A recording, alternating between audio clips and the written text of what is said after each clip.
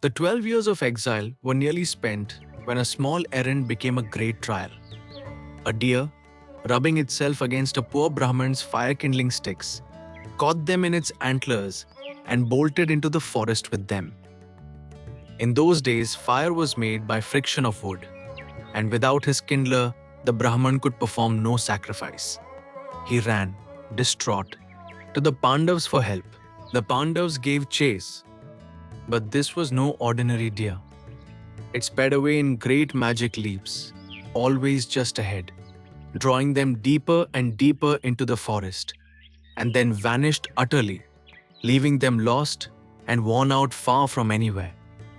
They had been decoyed, though they did not yet know by whom or why. Exhausted and dejected, the brothers sunk down under a banyan tree, and their failure loosened old griefs. We cannot render even this small service to a Brahman, Nakula sighed. How far we have fallen. The forest had a way of pressing on their wounds. A chased deer had become a mirror of everything they had lost. Bhima's grief turned, as it always did, to that hall. When Draupadi was dragged before the assembly, he said bitterly, "We should have killed those wretches on the spot. Is it not because we held back that we suffer all this now?" And Arjuna agreed. "I bore that charioteer's son's vulgar boasting in silence and did nothing. We have deservedly fallen to this." Regret sat heavy under the banyan tree. Yudhishthira saw his brothers losing heart and thought action might cheer them. And besides, he was tormented with thirst. "Nakula," he said, "climb that tree and see if there is any pool or river nearby." Nakula climbed, looked out over the forest, and called down, "There are water plants and cranes not far off. There must be water there." So Yudhishthira sent him to fetch some to drink. Nakula reached the pool gladly. Clear, still, beautiful water, and parched himself, knelt to drink before filling his quiver for the others. But as he dipped his hand, a voice came from nowhere. "Do not be rash. This pool is mine, son of Madri. Answer my questions first, and then drink." It was a fair warning, clearly given. Nakula, maddened by thirst, ignored it entirely. He drank. And at once an irresistible drowsiness took him, and he fell to the ground as though dead. The clear water had a guardian, and the guardian's price was not thirst but wisdom, and Nakula had paid neither. His brothers, waiting far off, wondered why he did not return. Puzzled, Yudhishthira sent Sahadeva to look. He found Nakula lying on the ground and feared some harm had come to him.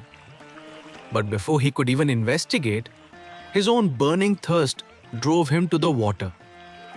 The voice warned him too. "Answer my questions, Sahadeva, and then drink." And Sahadeva, like his brother, did not heed it. He drank and dropped beside Nakula. When Sahadeva too failed to return, Yudhishthira sent Arjuna. "And bring water," he added, for he was dying of thirst. Arjuna went swiftly and found both his brothers lying dead by the pool. Shocked, certain some lurking enemy had killed them, he burned for revenge. But even grief and rage drowned under the monstrous thirst that drew him to the fatal water. "Answer my question before you drink," said the voice. "This pool is mine, and if you disobey, you will follow your brothers." Arjuna's fury exploded. "Who are you? Come and face me." And he loosed keen arrows in the direction of the voice. The unseen being only laughed in scorn. "Your arrows wound the air. Answer first, or drinking, you die." Vexed beyond bearing, Arjuna resolved to find and grapple with this elusive foe. But first, he told himself, he must kill the thirst. Thirst was the enemy to conquer first. So the wisest archer in the world reasoned his way straight into the trap, drank, and fell dead among his brothers. Three of the five now lay silent by the beautiful water. After long, anxious waiting, Yudhishthira turned to Bhima. Even Arjuna has not returned, he said. Something terrible has befallen our brothers. Our stars are bad. Go, find them, and be quick, and bring water, for I die of thirst. And Bhima, sick with worry, hurried away without a word toward the same pool, and the same test, and the same terrible thirst. Bhima's grief and rage, when he saw his three brothers lying dead, may be imagined. This is the work of Yakshas, he thought. I will hunt them down and kill them. But I am so thirsty. I will drink first, the better to fight them. And he went down to the water. Bhimasena, beware. The voice shouted. Drink only after answering, or you die. Who are you to dictate to me? Cried Bhima, and he drank the water greedily, glaring around in defiance for the enemy he meant to kill. And as he drank, his great strength slipped from him like a garment sliding off, and he too fell dead among his brothers. The mightiest man alive, undone not by a warrior, but by a cup of water he was too proud to refuse. Now Yudhishthira was alone, racked with thirst and terror. Have they been cursed? He wondered. Are they lost, searching for water? Have they fainted? Have they died? Unable to bear the not knowing, and driven by his own overpowering thirst, he rose and set out to follow his brothers, through tracks thick with wild boar and spotted deer and great forest birds. And then he came upon it. A beautiful green meadow, ringing a pool of pure, clear water, nectar to his thirsting eyes. But at the water's edge lay his four brothers, sprawled where they had fallen, like sacred flagpoles thrown down pell-mell after a festival. And Yudhishthira, who had held himself together through everything, lifted his voice and wept. He knelt and stroked the still faces of Bhima and Arjuna, and mourned aloud.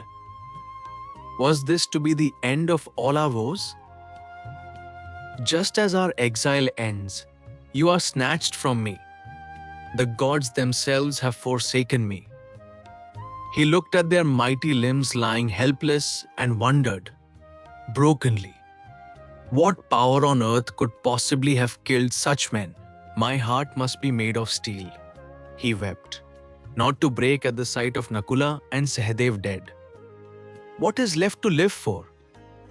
But even in grief, Yudhishthira's mind kept working, and it began to notice things. This was no ordinary death. There were no warriors in the world who could overcome his brothers, and something about the scene was strange. There were no wounds on their bodies to have let out life. Their faces were the faces of men peacefully asleep, not of men who had died in wrath or pain. There were no footprints of any enemy anywhere. This was not slaughter. This was magic. A cold, clear thought came to him through the grief. Could it be Duryodhan, who had poisoned the water, and still his own consuming thirst drew him down toward the clear water? He had reasoned that it might be poisoned, and yet the thirst pulled at him as it had pulled at his brothers. He stepped toward the pool, not knowing what waited. And as his hand neared the water, the bodiless voice spoke to him, as it had to the others. One more time, your brothers died because they would not heed me, said the voice. Do not join them. First answer what I ask, and then you may drink. For this pool is mine. And Yudhishthira, unlike the four before him, stopped. He knew at once these were the words of a Yaksha, and he guessed what had happened to his brothers. And in that guess, he saw a way to save them all. Please, he said quietly to the empty air, ask your questions. And the Yaksha put his questions swiftly, one after another. A catechism on the deepest things. asked of a thirsting, grieving man beside his 4 dead brothers, "What makes the sun shine every day?" "The power of Brahman," answered Yudhishthir. "What rescues a man in danger?" "Courage." "By the study of which science does a man become wise?" "By none," said Yudhishthir. "A man becomes wise not by any scripture, but by keeping the company of the great in wisdom." "What is nobler and more sustaining than the earth?" "The mother," said Yudhishthir, "who raises the children she has born." "What is higher than the sky?" "The father." "What is swifter than the wind?" "The mind." "What is more withered than dry straw?" A heart broken by sorrow. Question after question fell, and answer after answer rose. A whole philosophy of living, spoken in single lines at the edge of death. What befriends a traveler? "Learning," said Yudhishthir. "Who is the friend of one who stays at home?" "The wife." "And who accompanies a man in his death?" "Dharma," he answered. "Dharma alone goes with the soul on its solitary journey beyond death. Everything else falls away at the threshold." The Yaksha pressed on, and Yudhishthir, thirsting, dying to drink, kept answering with a still and perfect mind. "What is happiness?" "Happiness is the fruit of good conduct," said Yudhishthir. "Abandoning what does a man become loved by all?" "Pride." "Giving up what brings joy and never sorrow?" "Anger." "Giving up what makes a man rich?" "Desire." "Rid yourself of desire, and you are wealthy." "And what makes a man a true Brahman?" "Birth, learning, or conduct?"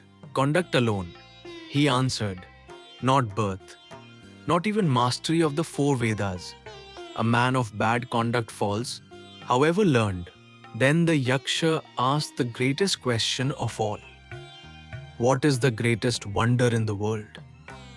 And Yudhishthira answered with the line, "The world has never forgotten. Day after day, countless creatures pass into the abode of death. And yet, those who remain behind believe in their hearts that they themselves will live forever. This," said Yudhishthir, "is the greatest wonder." The Yaksha fell silent, satisfied. Every question had been answered, and answered truly. "You have answered truly," said the Yaksh, "and so I grant you a boon. One of your dead brothers shall live again." "Choose which?" Yudhishthir thought for a moment. 4 brothers, and only one to be raised, and gave his answer.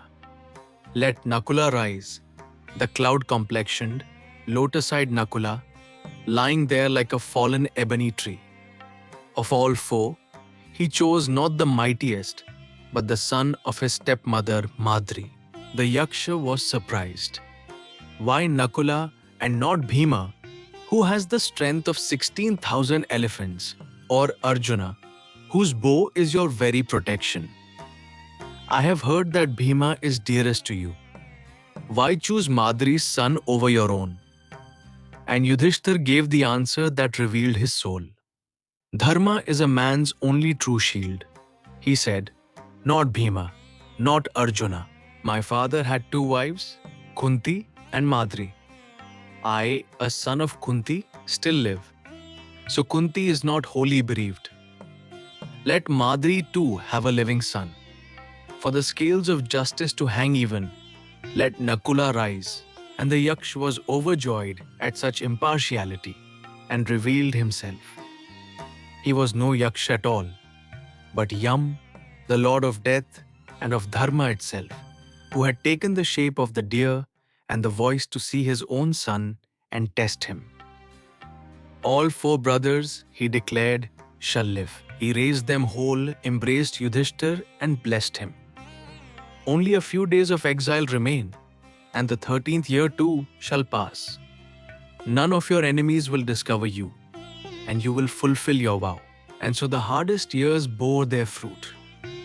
The exile had been a long probation, and the Pandavas came out of it stronger and nobler men. Arjuna returned from the mountains with divine weapons. Bhima won tenfold strength from Hanuman's embrace by the Saugandhika lake, and Yudhishthira, having met his father Yam and answered the deepest questions of life, shone now with a tenfold luster. Those who take this story to heart, the old tellers say, never turn to evil, never covet, never sow quarrels. May the same good attend all who hear it. And now only the 13th year remained, the year in hiding in the kingdom of Virata.